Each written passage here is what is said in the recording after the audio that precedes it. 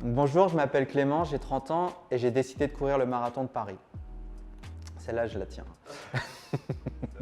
Donc j'ai 30 ans, je vis à Paris de nouveau depuis 1 an et demi après avoir été expatrié plusieurs années en Amérique latine.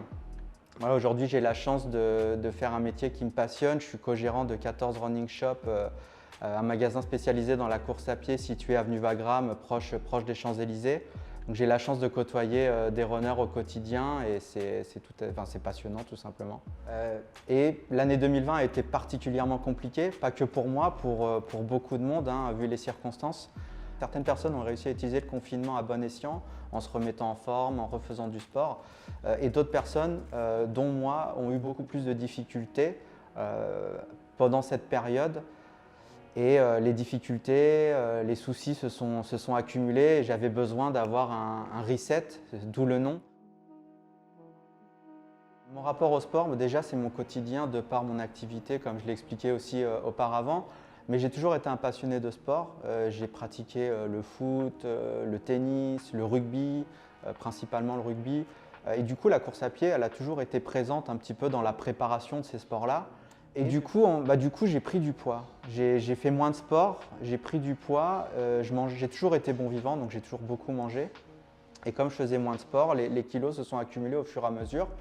Et en fait, à chaque fois, quand je prenais 2-3 kilos, je me disais bon, je vais aller refaire un petit peu de sport, je vais aller courir et je vais vite les perdre. Sauf que je continuais de manger, je continuais de vivre et je procrastinais un petit peu sur cette bonne intention. Jusqu'au jour où je suis arrivé à plus 10, plus 15 kilos et j'ai dit bon, bah, allez, je vais reprendre la course, ça va me faire du bien. Je suis allé courir et là, c'était un grand coup à l'ego parce que l'accumulation de la non-activité pendant un laps de temps important fait que le jour où on reprend, on est lent, on a le souffle on a le souffle court, le cœur s'emballe très très vite. Du coup, ça fait un mal psychologique quand même qui est assez profond et c'est plus facile d'abandonner à ce moment-là et de se dire je reprendrai un petit peu plus tard, je vais commencer par mieux manger et finalement on laisse les choses s'accumuler comme ça. Le marathon en fait c'est un prétexte, le projet la ligne d'arrivée c'est celle du marathon mais le projet il va bien au-delà de ça. C'est une vision un peu holistique de la course à pied avec le bien-être physique, les bienfaits physiques que ça va représenter, les bienfaits psychologiques et ça je le vois au quotidien, que ça peut représenter également.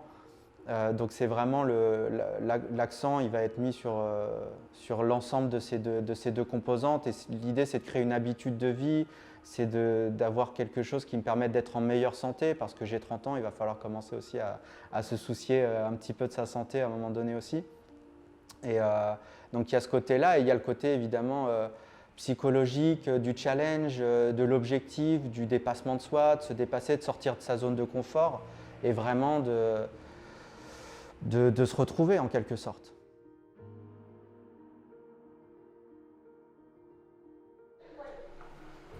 La mesure du poids est terminée. Voilà, là tu vas prendre les poignets. Ouais, tu vas les enlever. MMS, c'est ta masse musculaire squelettique, ça veut dire c'est ton poids de muscle. Ok. Ce qu'on demande à un athlète de haut niveau, on va Ouais. dire, dans un certain niveau, normalement on demande à 50 à 60% de son poids du muscle. D'accord? On est loin. Ouais. Et après, non, tu as franchement 40 kg de muscle, parce que je sais ton poids que tu vas atteindre. C'est pas mal en fait, tu as la Ouais. moitié déjà. Tu as une capacité à restituer l'énergie en étirant, comme un élastique, tu l'étires, il revient fort. Ça, Toujours la main sur les hanches. Toujours les mains sur hanche, mais je vais voir que les jambes en fait, je vais pas voir. Tu me dis. Quand tu veux, n'oublie pas de descendre assez bras. Très bien.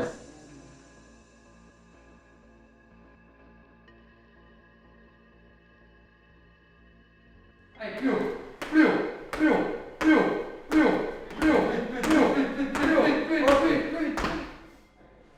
Allez, allez, allez. Le test VMA là, Ouais, le pire. ça va? C'est celui que j'appréhende depuis hier soir, depuis que je me suis couché dans mon lit. Donc il va faire mal à la tête celui-là, mais il va falloir laisser ça de côté. Hyper intéressant là, toutes les infos, Ouais, c'est récoltées là. bah, c'est super. Alors, comme on disait un peu, c'est difficile pour l'ego parce qu'il y a il y a des vraies difficultés sur la jambe gauche avec les 2 opérations des ligaments croisés. La souplesse, bon ça j'ai su, j'ai toujours été très très raide, donc ça c'était pas une surprise. Donc pas évident, mais bon, il y a 2-3 informations qui font du bien entendre quand même sur les mollets, par exemple, où on se dit, bon, le corps, malgré tout, se souvient qu'à un moment donné, j'ai été sportif. Donc on va utiliser ça comme moteur pour avancer, quoi, tout simplement.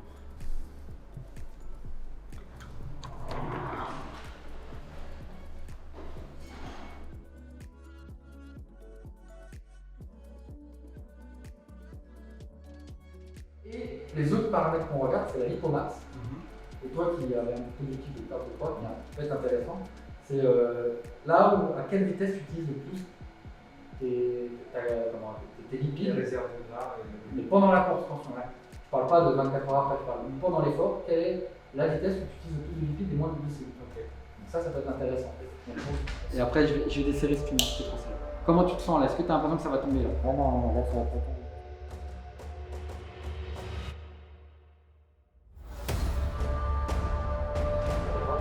Là, c'est là que tu inspires, là, c'est là que tu expires, et là, c'est le ratio. Quand ce ratio va atterrir vers 1,10, 1,15, tu vas être à la fin.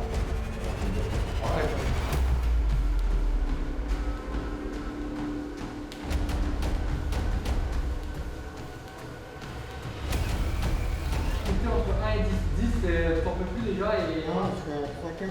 normal que tu vas.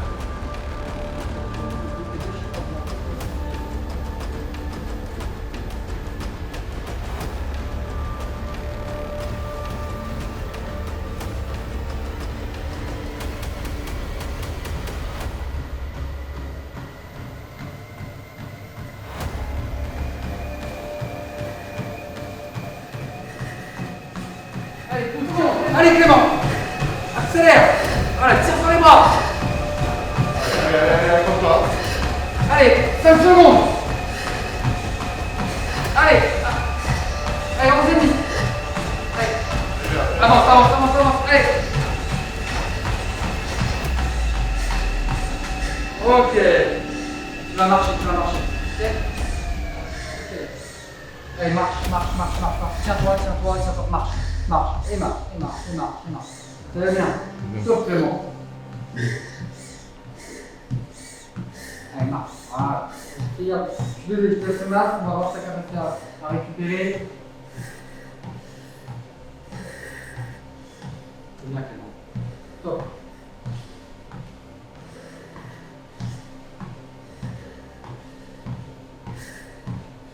Le traitement de l'ordinateur après. Dur sur la fin, frustrant de voir la hauteur à laquelle est montée la fréquence cardiaque par rapport aux différents paliers.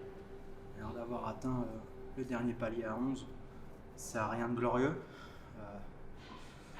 Voilà, c'est comme je pressentais, hein, ça fait mal à l'ego, mais on va le mettre de côté pour scientifiquement avoir l'approche gagnante, on va dire, pour réussir l'objectif final. Finalement, c'est aussi important de savoir d'où on commence pour arriver là où on veut arriver. Donc on va se concentrer sur le process en partant de là où je suis pour arriver à l'objectif final qui est de terminer le marathon, pas en marchant ni sur les genoux, mais correctement. C'est le jour des résultats et on est au rattrapage.